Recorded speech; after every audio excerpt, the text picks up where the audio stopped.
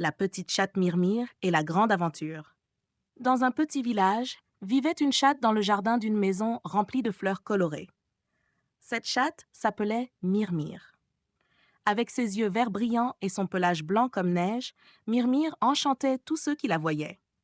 Mais ce qui la rendait vraiment spéciale, ce n'était pas seulement sa beauté. Elle était une chatte incroyablement curieuse. Un jour, en jouant dans le jardin, elle remarqua quelque chose de brillant sous la terre. « Qu'est-ce que ça peut être ?» murmura-t-elle. Elle commença à creuser avec sa patte et finit par découvrir une clé. C'était une grande clé dorée. À qui appartient cette clé et que peut-elle ouvrir se demanda-t-elle. L'aventure commençait.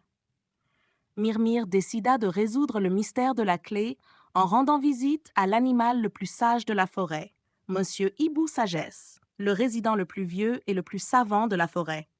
Son nid se trouvait tout en haut d'un grand chêne.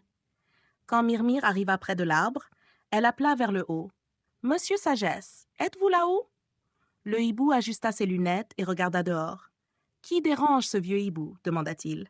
« C'est moi, Myrmire. J'ai trouvé une clé, mais je ne sais pas à quoi elle sert. Pouvez-vous m'aider » Le hibou examina la clé et battit des ailes avec excitation. C'est la clé de l'ancienne porte de la découverte. Cette porte se trouve au plus profond de la forêt, mais personne ne l'a trouvée depuis des années. Peut-être que c'est toi qui es destinée à la trouver, petite chatte. Avec les informations données par Monsieur Hibou Sagesse, Myrmire se mit en route pour la forêt. Mais le chemin était loin d'être facile. Il était bordé de buissons épineux, et le sol était jonché de grosses pierres. À un moment donné, Myrmire se retrouva coincée dans la boue et eut du mal à s'en sortir. C'est alors qu'un écureuil arriva en courant. « Je peux t'aider, » dit l'écureuil, « mais tu dois me rendre un service en échange. »« Quel genre de service ?» demanda Myrmire curieuse. « Il y a un corbeau qui vole toujours mes noisettes. Si tu arrives à le chasser, je te sortirai de là, » expliqua l'écureuil. Myrmire et l'écureuil travaillèrent ensemble pour chasser le corbeau, et bientôt, Myrmire fut libérée. « Merci, petite amie, » dit-elle et reprit son chemin. Quand elle atteignit la partie la plus profonde et la plus sombre de la forêt, elle se retrouva devant une énorme porte en pierre. Elle était ornée de symboles anciens, et en son centre, il y avait une serrure. Tremblant d'excitation, Myrmire inséra la clé qu'elle avait trouvée. La clé s'ajusta parfaitement. La porte s'ouvrit lentement, révélant une lumière éclatante à l'intérieur.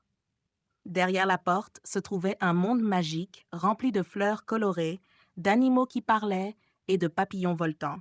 Ce lieu était connu sous le nom de Terre de l'Amitié. Lorsque Myrmire entra, un grand tigre l'accueillit, mais ce tigre était très amical. « Bienvenue, Myrmire. Nous t'attendions. Ce monde s'ouvre à ceux qui montrent de la bonté et du courage. Aujourd'hui, tu as surmonté de nombreux défis et aidé tes amis. Cet endroit est maintenant ta deuxième maison. » Myrmire passa beaucoup de temps dans la Terre de l'Amitié. Elle y fit de nombreux nouveaux amis et apprit des leçons inoubliables, parmi lesquelles courage. Dans les moments difficiles, il ne faut jamais avoir peur et toujours chercher une solution. Aide mutuelle. Les amis s'entraident toujours dans les situations difficiles. Curiosité. Apprendre et découvrir de nouvelles choses est toujours amusant. Quand Myrmire retourna enfin dans son village, elle raconta son aventure à tous ses amis. Tout le monde était fier d'elle, et Myrmire devint non seulement l'héroïne de son jardin, mais aussi de tout le village.